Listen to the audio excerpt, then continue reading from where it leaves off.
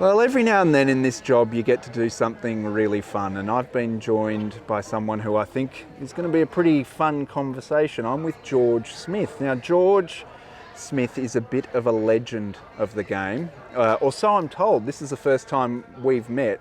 And George, you've got a history, particularly in Victorian breeding, that goes back a fair way. We're talking all the way back to the days of Stockwell stud in its heyday.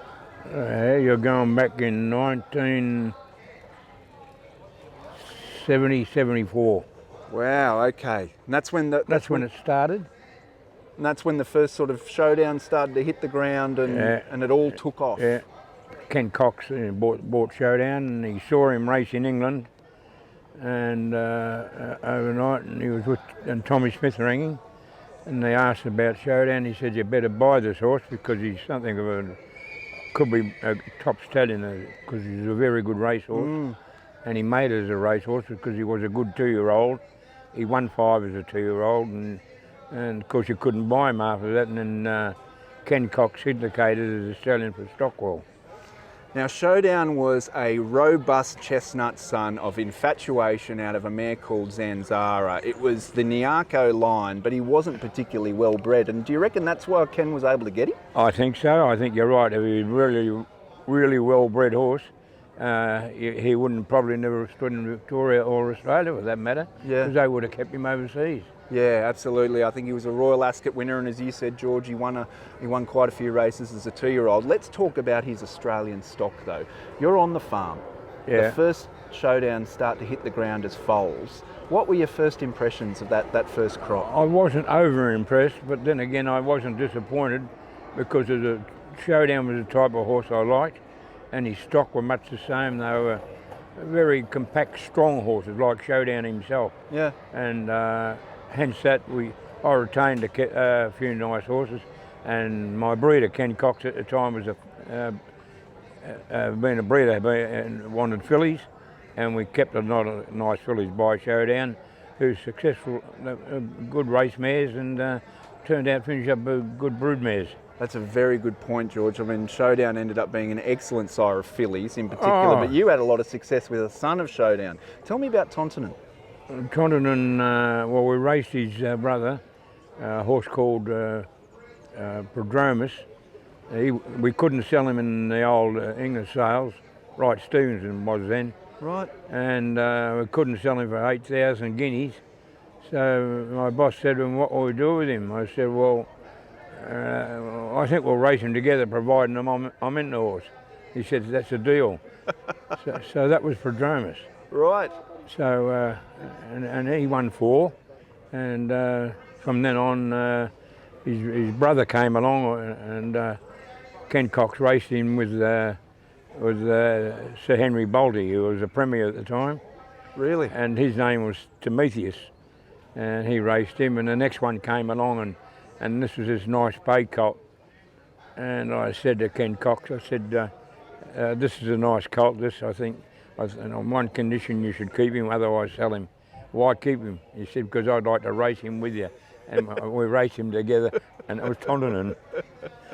That's the luck of the draw, though, isn't it? Absolutely. How lucky you can be, you know, to win the Golden Slipper. Very lucky, and as you said, he won the Golden Slipper. And I wonder, your good friend Tommy Smith, you mentioned, had recommended Ken buy Showdown. But when he saw a son of Showdown half knock his image all over in that race, do you reckon he was ruining his decision for a little while? Yeah.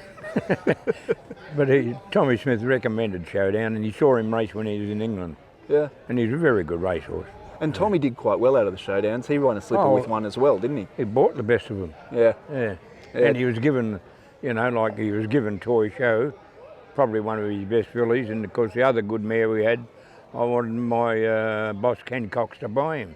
Yeah. And to buy her, and he said, "Don't you think I've got enough Showdowns?" You wouldn't want to know it was. Dual choice. Oh my gosh, dual choice champion sprinter, brilliant 3-year-old filly in a very good crop as well. That 1967 foal crop was very strong. The late Harry McNamara, he raced her. She was an elite sprinter. I heard a rumour that you were involved in the foaling down of possibly one of our greatest ever sprinters as well around that same time. A son of Wilkes, is that true? Yeah. What was his name? Vane. Fair horse. How could I forget him? So we're sitting about what? You could spit on the Black Caviar bar from here, couldn't you, George? Where would Vane and Black Caviar line up ability-wise? Really, you could nearly compare the both. Yeah, pretty close. But to try and separate it, I couldn't separate them because I like both horses, you know, and I was involved with both horses. Yeah. But I suppose at the time Vane would probably be better. He was well known to the public all over and race course, and better racehorse there, Vane. He was an extraordinary racehorse. Do you have memories of him as a foal? Or I remember brought him into the world. Yeah? Yeah. Did anything strike you about him at the time? Or No, you certainly didn't think that he'd be one of the greats? No, just as a nice little... it was a wet night and we bought him, put him in the stable with Mum overnight, and a couple of days after he was out in the paddock and he was just another foal. Go on. So not only do you remember that you foaled down Vane, but you remember that it was a wet night. Yeah. That's extraordinary, George. That's amazing recall. Now, you mentioned you're involved in Black Caviar as well. What was your involvement around her? Yeah, we just had Mum at the studs at the time, that sort of thing, you know. Yeah. Mares going to showdown. I was lucky to be involved with good mares. Yeah. Yeah. But, you know, what makes a good mare? Well, pure luck. Pure luck. You've got to have luck, and possibly the Peter, the stallions they send her, the stallions have got to be lucky. Yes. You've got to be lucky. We're sitting here, and you're a Victorian resident, and we're at Victoria's Premier Sale at the moment. A lot of water's gone under the bridge since the Stockwell days. Yeah. For the Victorian industry as well as yourself. Where do you think Victoria is today compared to the era of Century, Showdown, Better Boy, all of those great horses? We'll be back there. You probably mentioned the best three stallions that stood in Victoria. Yeah. But we'll come back to that if we get the right breeders to get the right horses. But now with syndications and things like that, all these horses are syndication. The horses are gone and since they race. Yeah. And they're syndicated for stud purposes. So unless you're loaded with heaps of money and be able to afford the service fee to those horses, you've got no hope to compete. So the other way out of it is to join a syndicate. Yes. And you've got nice mares, and with those nice mares, you've got the bloodlines. So, well, you know, it's a choice you make, whatever. Yeah. Yeah. Yeah, I mean the business side, absolutely, luck is a key component, and the business side is obviously a bigger and bigger part of the industry as it goes forward. But are you still most comfortable around the animal, around the horse itself? To be with them? Yeah. Yeah. When you look at a horse? We're at a yearling sale. Let's talk about yearlings. When you look at a yearling, where does your eye go first? Temperament. Right. Okay. Temperament. I can look at a horse walking down there. Other horses will be playing up. Yeah. And that particular horse will be just walking around, couldn't care less. And I might say to myself or someone with me, there's a horse you should look at. Okay, because their head's right. For that reason. Yeah. Or mentally. Yes. And they're racing. If they're mental, they can't run. Yeah. But if they've got the nice temperament. So if you've gone through the process and you really like a horse, and then you look at it going around the pre-parade ring here, it's just about to sort of go into the ring.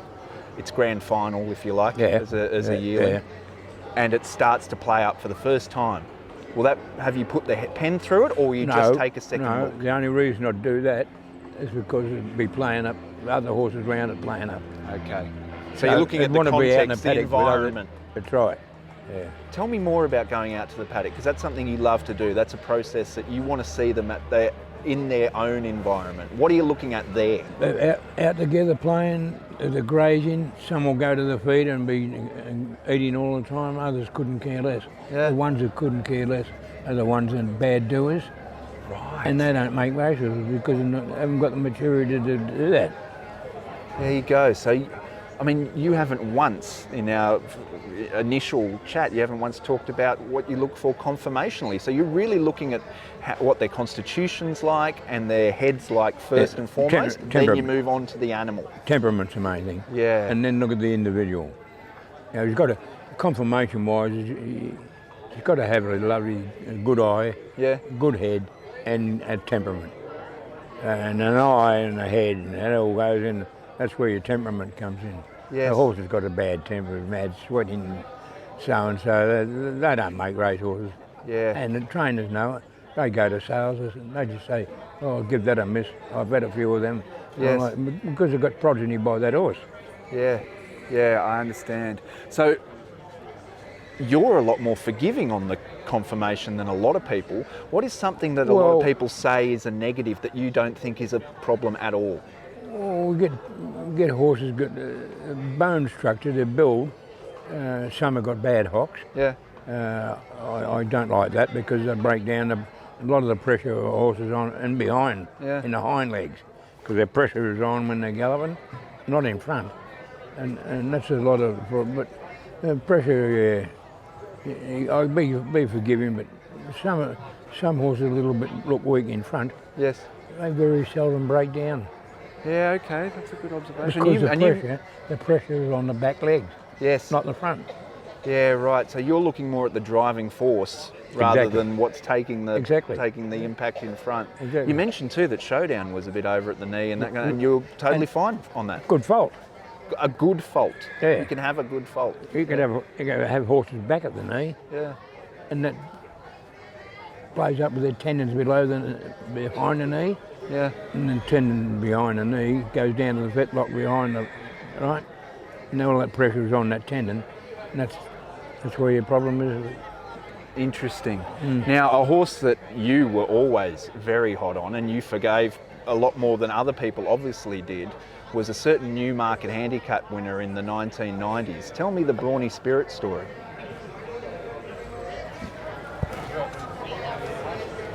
I had, when I was at Stockwell, this chap working for me. Yeah. Danny Toy was his name, and Danny and his wife Terry, she was mad on horses. Danny be as tight as two bobbers as he would be at 2000. And he was that lousy fanning him, he wouldn't shout you a lolly. And that's back when lollies cost nothing. Oh, you go out there out in the office and get a handful of lollies, and he'd be wanting them. He wouldn't buy them or get them himself. He'd have a lot of fun here. There's a lot of free lollies on offer here. He'd take the whole bowl home. but Danny was, his wife was mad on horses, and she's a lovely lady. Anyway, I said to her, do you want to buy a horse? She said, I do. I said, we don't have to pay a lot of money. She said, I don't want to pay money. I haven't got a lot of money.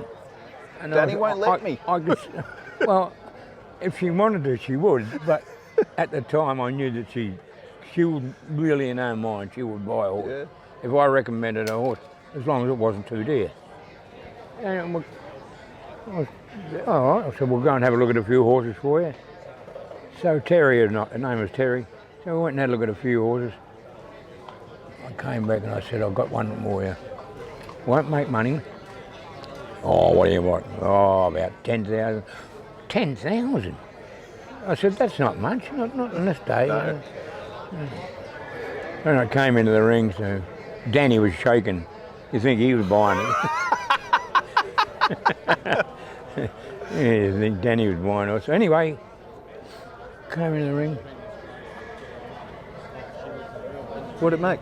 Terry bought it. 3,250. What? That was Brawny Spirit. It went over $1 million. For viewers that don't know, Brawny Spirit not only won a Newmarket, he won it in the fastest time ever, didn't he? And he was tough as boots. I used to call him a pit pony. he was that small, but he was pit pony to look at, pit bull in a race, wasn't he? Yeah, he was a little bulldog, but he was as long as a battleship. Yeah, right. He had plenty of scope, and he had that room to gallop. Yeah. If he had been a little compact little fellow, he'd be a little dumpy, sprinty sort of thing. But he was a gutsy little determined fella. And once again, unfashionably bred. Oh. Do you use this much? Cheap. Yes. The pedigree tells you how much you've got to pay, right? Exactly, yeah. How much would you lean on this when you're looking at horses, at the catalogue? Do you look at the pedigree much, or is it horse first? Horse first. Yeah. Yeah. When I get my catalogue, I look at the horse first. Gay told me that you look at the horse first and this tells you what you're going to have to pay. Is that sort of a fair comment? Yeah, Gay's got a different... I've done 10 minutes years with Gay. Yeah. I used to annoy her a bit. Gay'd say, "You're not looking." I said, "What do you want me to look at?" I tell you, but Gay used to learn off me a lot. Yeah. And I learned off Gay but Gay was very good. Yeah, right. She was very tough like her father, Tommy. Yes. TJ. But Tommy's very good, yeah. You told me a great story about Tommy, and it rings a little bit like Gay, a bit, and it was around Toy Show when he came out, when he first saw her in a paddock. She was galloping along a fence. She was. And that was Toy Show. And we had the filly, might have 8 or 10 fillies in the paddock. And she was just not mad, but mentally just wanted to run, you know. There were horses the other paddock next door or something up and down the fence. What would she be doing? She'd be doing the same thing. Yeah. That'd be Toy Show. Yeah. And Tommy was very taken with her. Yeah. Tommy was very, I liked Showdown. Tommy didn't agree with me at the time. Tommy saw him run in England and recommended Ken Cox to buy the horse. Yeah. So at the time, Showdown was a chestnut. Yeah. And I had a lot to do with the Showdown that Ken Cox bought, the one we bred. And funny enough, he was a chestnut himself. He was by infatuation, he was a chestnut. And Showdown's best horses were bays. Yeah, interesting. You had Tontonen, Toy Show, Prometheus, Royal Show, and they're all bays. So what does that tell you? Well, it's just that the bay was a dominant colour. Yeah, even though Showdown himself was as chestnut as they come. And if Showdown had been a bay, maybe he'd never been in Australia. Yeah, interesting. The scribes and do the bloodlines and colours, they would have probably said the same thing. Yeah. Do you think the colour theory you're sort of talking through, is that something that you've shared with sort of the young people you've brought through? What do they make when you tell them this? Only if I tell them to buy a horse I like. And what do you make of it? I shouldn't let them know what I know. Yeah. But if they want to buy it and recommend to a trainer I like or whatever, that's fair enough by me, yeah. Yeah. I can't have them all anyway. No, you can't. You can't. No, you can't. Although some people are trying to have them all these days. We're just about to wrap up, George, but I want to ask you about the people. We touched on Gay, we touched on Tommy. The new crop of bloodstock people that are coming through, what do you make of them as a whole? There's some quite dynamic young operators that you've had a bit to do with. Overall disappointing. Really? Yeah, I'll tell you why. I don't know if there's game enough to go and ask me questions. Right. Or you, or whoever it may be. I don't know whether I'd be able to offer anything, George. If you were in that position. Yes. To ask them that and let them know, they'd probably be more outward and come towards and ask questions, but a lot of them don't do it. Is that, do you think there's a general fear now of appearing silly? I do, definitely. Yeah. But you would much rather what's the old saying? It's better to ask a question and appear a fool than not ask and remove all doubt? Yeah, bypass it. Yeah. Yeah, definitely. Well, I'm absolutely stoked that you've given me an opportunity to ask you a few questions. You've been very giving with your time. No problem. I think we just about beat the rain. It'll probably sheet down after this, but really appreciate it, George. I hope you have a great sale. Oh, well, we'll go. We'll get them. And I hope a lot of people come up and ask you some questions. They do. But I don't tell them too much if I want one. That's great. Thanks, guys.